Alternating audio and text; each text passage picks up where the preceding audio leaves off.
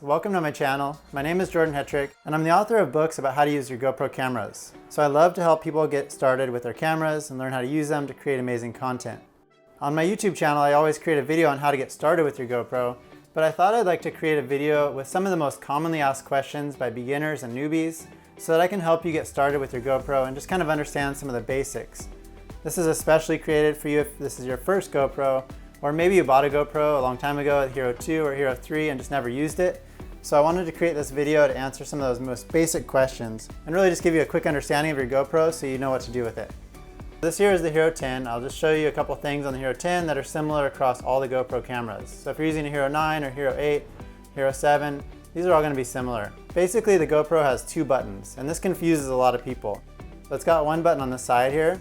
This is called the power and mode button. There's another button here on the top, which is known as the shutter button. So with the side button here, this is what you press to turn on your camera. So if you just press it down, your camera is going to power on. And when your camera is on, you can also use that button. If you press it, it's going to switch to the different recording modes.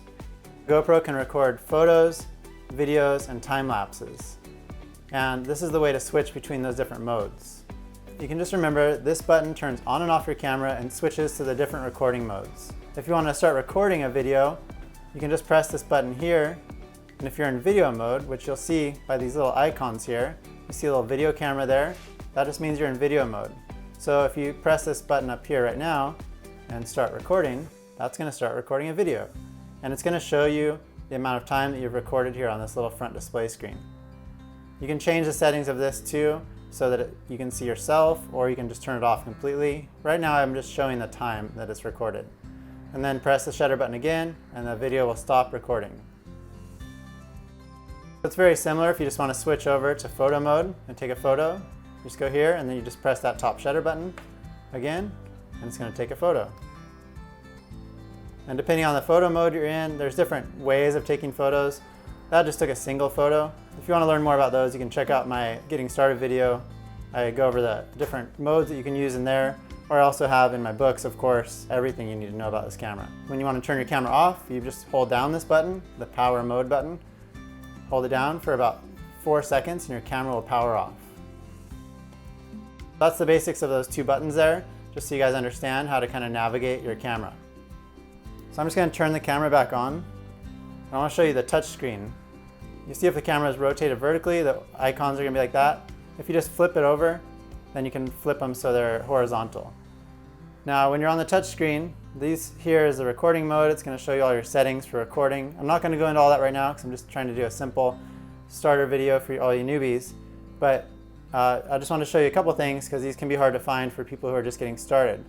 So if you pull down from the top of the screen there, you'll see these are all the settings. And you can swipe over to one more screen. It's got more connections, such as connecting to the GoPro app and a preferences menu. And those just change some of the more basic settings on your camera. So you can swipe back over, and these little icons are just like quick little shortcuts you can tap to do things such as lock the screen if you're going in the water and so forth. There's a few of those, but those are also very important just so you know where they're at. I just want to show you that. When you're done changing those, you can just pull up from the bottom of the screen, that'll go away. When you pull up from the bottom of the screen, that's going to show you all the media that's on your camera's microSD card. So all the media that's stored there that you've shot recently, it's going to be in there.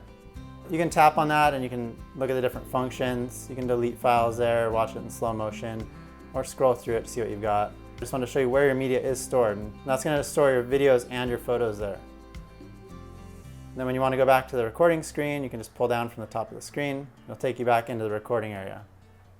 And then if you just want to switch between recording video, taking photos, or recording time lapses, you can just swipe from side to side and that'll switch to those different recording modes. Under this door is the battery and microSD card. First I'll talk a little bit about the microSD card. So the microSD card is stored here in this little slot. It's kind of hard to get out sometimes when the battery's in there, so you can just pull the battery out first. And if you want to get your microSD card out, you just push it down and it'll pop back up. Now the microSD card is really important because this is what stores your camera's video and photo files. So you want to make sure that you're using a microSD card that's recommended for your camera. Each camera model has slightly different microSD cards that are recommended by GoPro and tested. This one is the SanDisk Extreme Pro, and you see that little V30 there? If you have a V30 on your card, it should work with any of the GoPros. That's a fast enough speed so that when you record your videos and photos, the microSD card can keep up with your camera. And you just put it in there. And if you're getting freezing issues, like your camera is not working right, it's freezing up or something, a lot of the times it has to do with not having the right SD card in there. So just make sure that you get an SD card that is recommended with your camera. And I'll put a little link in the video description so you can go check out some recommended microSD cards from GoPro. So while the battery's out, let me just show you a little bit about the battery. This is the standard battery that comes with the Hero 10. It's also compatible with the Hero 9. If you're using a Hero 5, 6, 7, or 8, those use a slightly different battery. So you just want to make sure you have the right battery, of course, for your camera, but one comes with your camera, so you'll start out with at least the right battery. The battery life's pretty low on these cameras, so you just want to make sure you have a spare battery, and you can charge it when the battery's in the camera. So you can connect it with a USB cable like you probably did when you set up your camera. You can also get a battery charger, a dual battery charger that you can charge 2 batteries at once when it's not in the camera. So that's really convenient. So you can have your backup batteries and you can just swap it out when it dies, grab a new one, put it in, and you're good to keep recording. So that's really convenient about these cameras. All of them have changeable batteries basically, except for like the Hero 7 silver and white. That one was built in. But most of the GoPros have a changeable battery, which is really convenient because the battery life only lasts about an hour on these cameras. GoPro did come out with this battery, which is called the Enduro, and this is an extended recording time battery for the Hero 10 and the Hero 9. And it also works better in cold weather because sometimes the batteries don't work very well in cold weather if you're out in snowboarding or skiing conditions. This battery is really designed for that. And this is called the Enduro. So the next thing I want to help you understand is the lens that's on the GoPro is a wide angle lens. And a wide angle lens means that objects that are near you are going to look a little bit further away through the camera's lens. Now this is a great lens for a GoPro because you can mount it and still get, say, your hands in your shot if you've got it mounted on your chest. If it was a telephoto or a zoom lens, then you wouldn't see anything. You'd only see what's far away, and it wouldn't really work very well for all these real immersive perspectives that a GoPro can capture. Working with the wide angle lens is a bit of an art in itself. You just want to make sure that you get close to your subject and that you fill the frame that's close to you with action so that it actually looks interesting. If you're filming things that are far off in the distance, it's not going to look very exciting. There are a few different options on here to change digital lenses. So when you turn it on, I won't go into all of these lenses, but in the settings here, if you tap this little icon in the bottom left corner, that's the digital lens icon. The lenses basically just go in order from like the most wide angle, which is called super view. So it's going to look really far away if something's in your shot, all the way down to narrow, which is going to be the most zoomed in and like closest to your subject. But no matter which of these lenses you choose, you're still working with a wide angle lens here on the GoPro. You can really get some cool shots though with the GoPro because of the wide angle lens. Like you can put inside of things, say a frame to frame your shots, and get really unique, cool shots like that. And you can also mount it on yourself, like on your chest or your head, and be able to see a perspective of what you're doing. So that's kind of the benefit of that wide angle lens. But you just want to make sure that you use it the right way and don't use it for zoomed in shots. You know, those won't look too good. Be sure to check out my book if you're really interested in getting to master your camera, because I have lots of tips for using a fisheye lens as well as just filming with your GoPro in general that are really going to help you get much better shots. I've been filming with these cameras for a long time and writing books since the Hero and the Hero 2 came out, so I've got a lot of great content for you. Just remember that you're using a wide angle lens and film accordingly. Also, this little cover here can be removed by just twisting and pulling up a little bit, and you just twist it off. And then that's actually the lens that's under there. This is just a protective cover that protects it. And on the Hero 10, this one repels water drops, which is really nice. If you have a Hero 9, I suggest getting the Hero 10 lens cover, because then it'll keep those water drops off the front of your shot if you're in the water. The older cameras don't have that, but the Hero 9 and Hero 10 can work with this lens cover here, which is really nice. Otherwise, you can get a little liquid that you can put on the front of your lens cover if you have an older camera. Like X-Clear makes one. You just put this liquid on the front of it there, and then you buff it off, and it will do the same effect, which is to repel those water drops. Any water drops on there are going to show up, especially with that wide angle lens, and you don't want those in the middle of your shot because they pretty much ruin the shot. Licking is the other way to do it. Not on these ones that are hydrophobic. That'll actually mess it up a little bit. But if you've got an older camera, you can lick it. It'll create a little coat of water, but it just doesn't work as well as a hydrophobic gel or lens cover. So another common question that I have from people is, okay, I've gone out, I recorded a couple clips, now what do I do with the footage? So You can transfer your videos either to a phone or to a computer. If you want to transfer it over to a phone, there's a couple ways to do it. So you can connect your camera over to the GoPro Quick app using Wi-Fi. You can also use a cable to connect your camera directly using a cable to your phone and transfer your footage into the GoPro Quick app that way. Or you can use a SD card reader if you want to bypass the GoPro Quick app completely. You don't actually have to use the GoPro Quick app, it's just kind of an added feature that GoPro provides. So if you want to just skip it, you can get a USB card reader, connect your USB card reader to your phone, and then just put the microSD card straight into that card reader. And then you can bring it straight into your photo library on your phone and share your videos that way. Of course, you're going to want to edit them too. I'll talk about that in just a second. If you want to transfer it over to a computer, you can do the same process basically. You can connect your camera with a USB cable, plug it into your computer, or you can get a microSD card adapter and pull out this little microSD card, put in the adapter and put it into the slot on your computer if you have one, an SD card slot.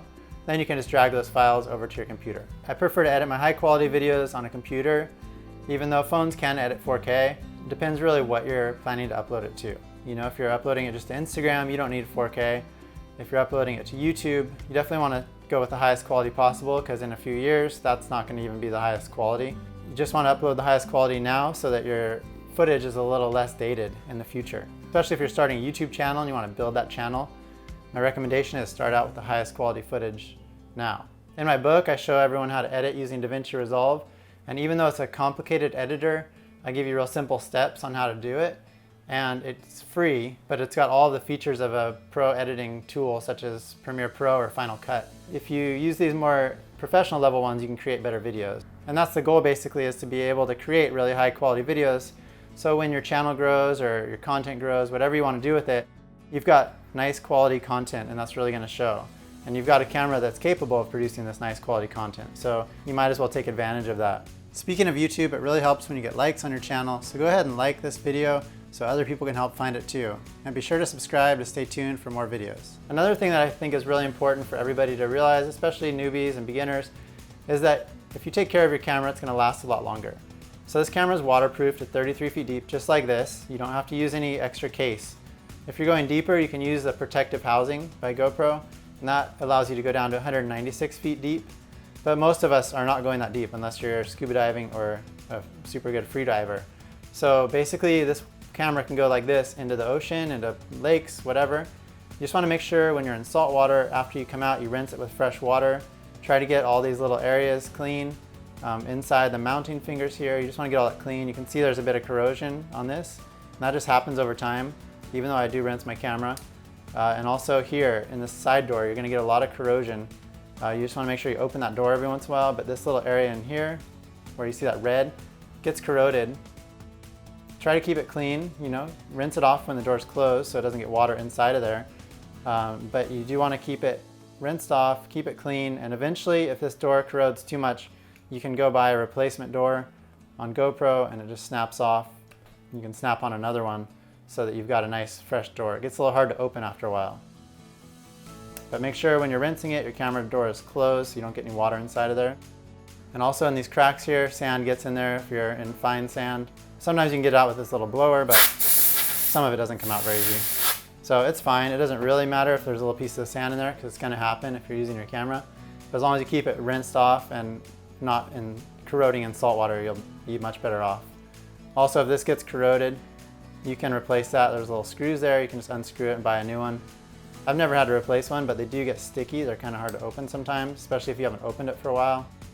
So just every once in a while, make sure you open it. You can put a little oil in there too, just to keep it a little bit more easily openable.